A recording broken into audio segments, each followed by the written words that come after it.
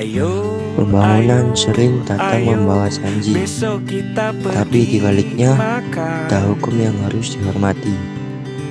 Hadiah tak seberapa dariku karena kamu super membanggakan.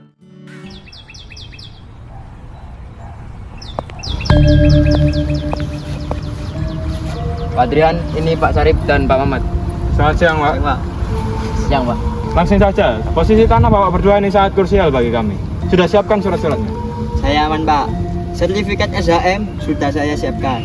Kalau saya sih adanya tanah Pondok D. Dan Pak Nanang juga sudah tahu, tanah itu turun-menurun. Betul, di buku desa juga bersih. Tidak ada sengketa. Harganya sama kan, Pak?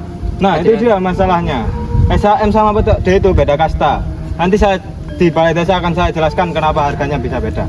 Loh, kok bisa? Kan tanahnya sama. Sudah, jangan ribut di sini. Pak Ferry dari BPN sudah menunggu di balai desa. Hari itu mereka bukan hanya bicara harga, tetapi juga bicara tentang hak. Bapak-bapak, tolong dengarkan saya. Proyek ini punya deadline.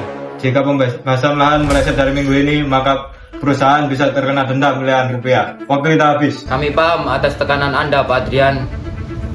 Tapi sebagai lurah, saya ingatkan sekali lagi, jangan sampai jadwal proyek melindas hak warga saya.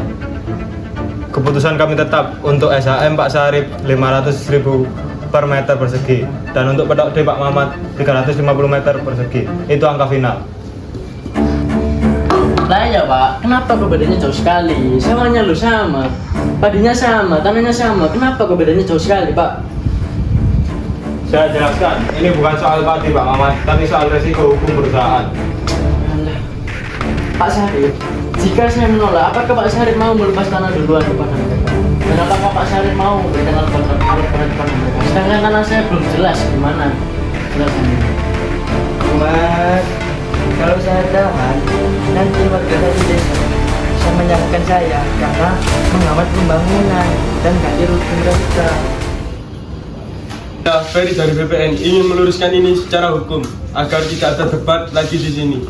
Pak Sarif, pemegang surat hak milik, itu adalah bukti kepemilikan yang kuat di negara kita. Pembebasannya clear dan instan. Lalu surat tanah saya dianggap sampah. Bukan sampah, Pak, tapi Pondok D itu bukan bukti kepemilikan yang mutlak, tetapi bukti bayar pajak. Makanya resiko sengketanya sangat tinggi dan harganya berbeda karena faktor kepastian hukum dihitung dalam penilaian. Gitu, Pak.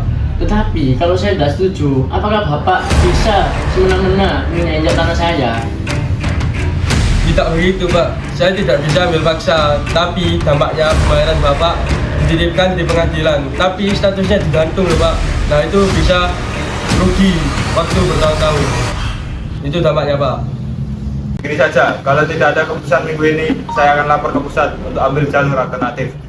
Kita geser koordinat proyek dan sawah kalian tidak akan dibeli sama sekali.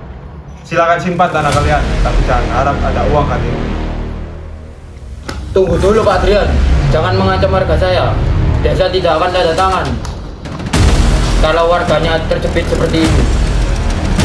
Tidak ada jalur alternatif tanpa adanya mufakat. Oke, saya ambil jalan tengahnya. Pak Ferry, kalau Pondok D Pak Mamat diproses menjadi SHM melewati pendampingan resmi BPN mulai hari ini, apa bisa dijamin? Bisa, Pak. Asalkan dokumen di desa ini lengkap atau dokumen pendukung di desa ini lengkap.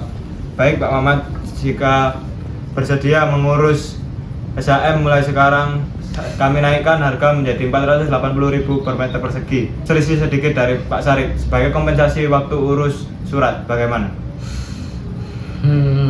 Saya setuju, tapi dengan satu syarat.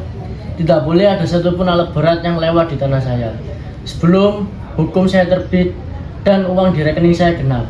Setuju? Baiklah. Clear. Clear. Kami dari BPN dan pemerintah desa akan menjamin itu dalam notulen rapat hari ini. Alhamdulillah, adil kalau begitu, Mas.